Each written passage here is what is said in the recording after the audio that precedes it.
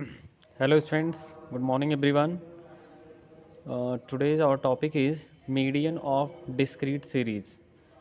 Okay students, in your previous classes you have studied about how to find median of ungrouped data.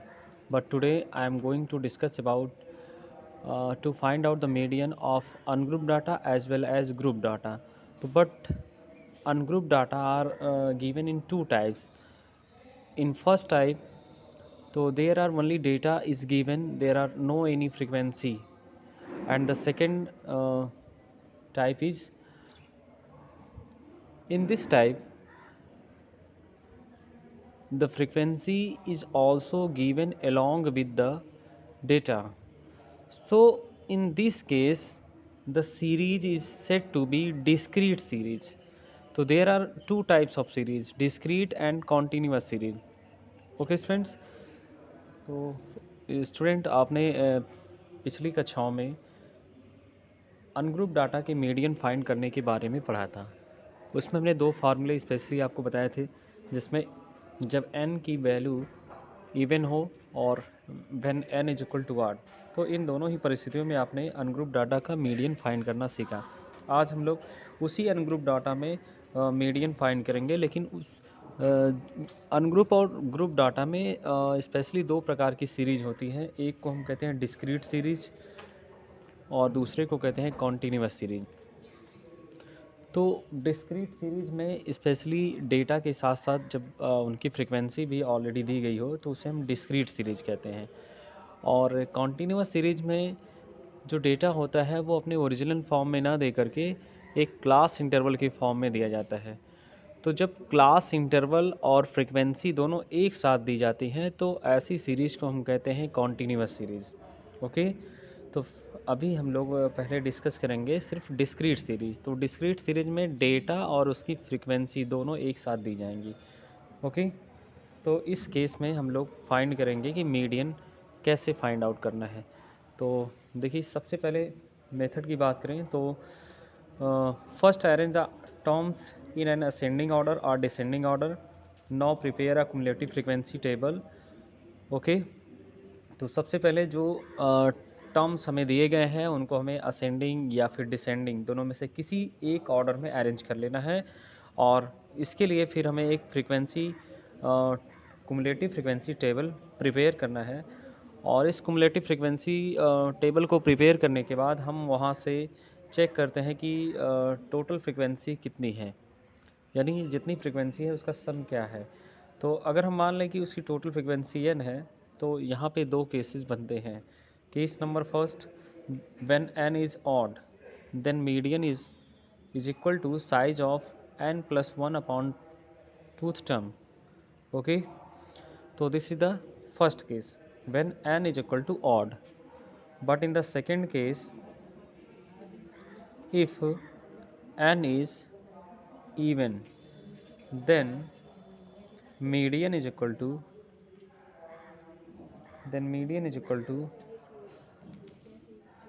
n upon tooth term plus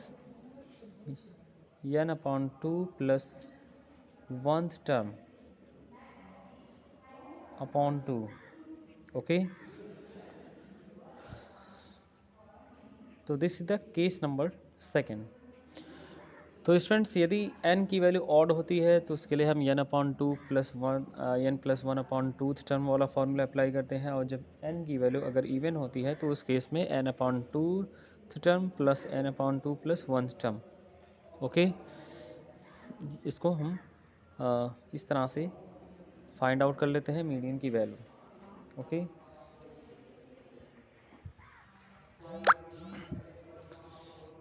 तो students, let us take an example for better understanding about median of discrete series. Now look at this example. The following table gives a description of the mass obtained by 41 students of a class. Find the median of mass. So in this column there are two rows. Number first is for mass obtained, and number second is uh, given as number of students. तो students इस table में, नीचे दिए गए table में 41 students के द्वारा जो मार्क्स प्राप्त किए गए हैं किसी परीक्षा के दौरान, वो कुछ निम्न प्रकार से दिया गया है और इन सभी डेटा में आपको मीडियन मार्क्स फाइंड आउट करना है। ओके, तो first, arranging the terms in an ascending order we have. तो स्टूडेंट्स अब हम यहाँ पे जो डेटा हमें दिया गया है इसमें हम देख सकते हैं कि एक तरफ यहाँ पे मास ऑब्टेन्ड और यहाँ पे नंबर ऑफ स्टूडेंट। तो यहाँ पे जो मास ऑब्टेन्ड है इसी को हम इसे डेटा कहते हैं और इसे एक्स से इंडिकेट करते हैं, और यहाँ पे नंबर ऑफ स्टूडेंट जिसे हम फ्रीक्वेंसी कहते हैं और इसे एफ आई से इंडिकेट करते हैं। तो अब इसको हम एक टेबल में यहाँ पे कुछ इस प्रकार से अरेंज कर लेंगे। इस टेबल में हमें 3 कॉलम ऐसे प्रिपेयर करना है कि कॉलम नंबर फर्स्ट में हमें जो डेटा दिया है ऑलरेडी उस डेटा को हम यहाँ पे इंडिकेट करेंगे, mass obtained which is represented by xi, and in the second column this is the number of student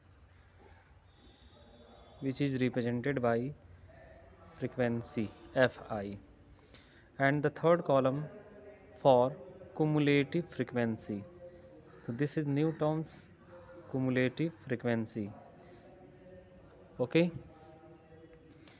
so in column number first the mass obtained is 20, 15, 17, 30, 22, 25. Okay, and the number of students which is as frequency is 10, 2, 5, 4, 12 and 8. Now let us find out the cumulative frequency.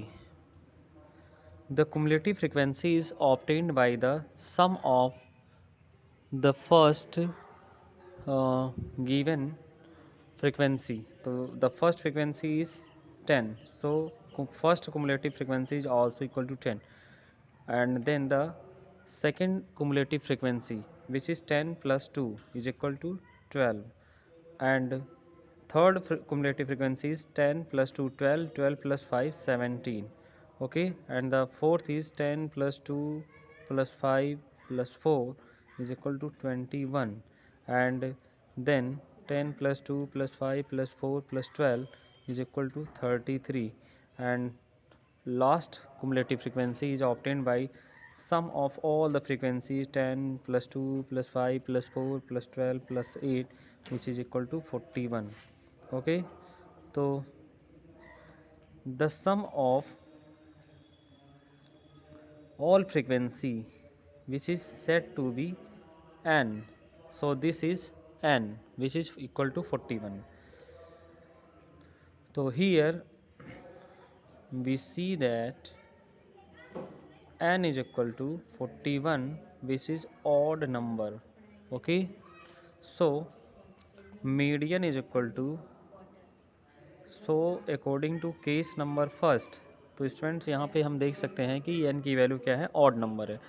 तो अब यहाँ पे n odd है तो इसके लिए हम case number first follow करेंगे जिसमें median is equal to n plus 1 upon twoth term.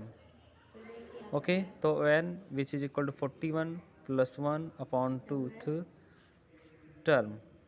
तो 41 plus 1 is equal to 42, 42 upon 2 means 21th term.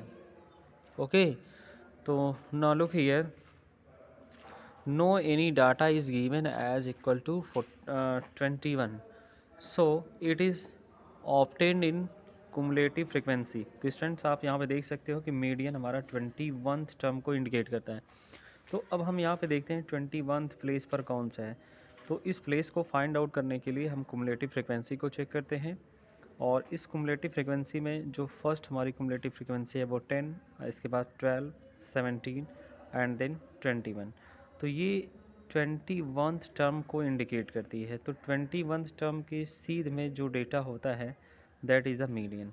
So median is equal to 30. This is the answer. तो 30 is the median.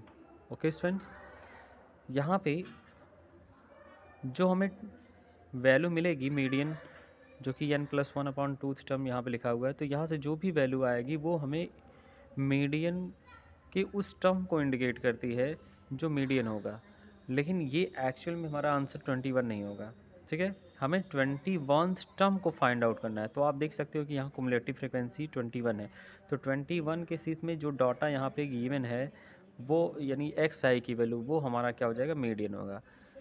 और अगर आप suppose करिए कि जैसे यहाँ पे 21 टर्म आ गया और इस कुमुलेटिव फ्रिक्वेंसी में कहीं भी 21 नहीं है, तो अगर वो नंबर नहीं है तो उससे बड़ी वाली नंबर जो हमें यहाँ पे दिखेगी, तो उसके जस्ट बड़ी वाली जो नंबर यहाँ पे रहेगी, यहाँ पे उसके सामने का डेटा हमारा मीडियन हो जाएगा, ठीक है।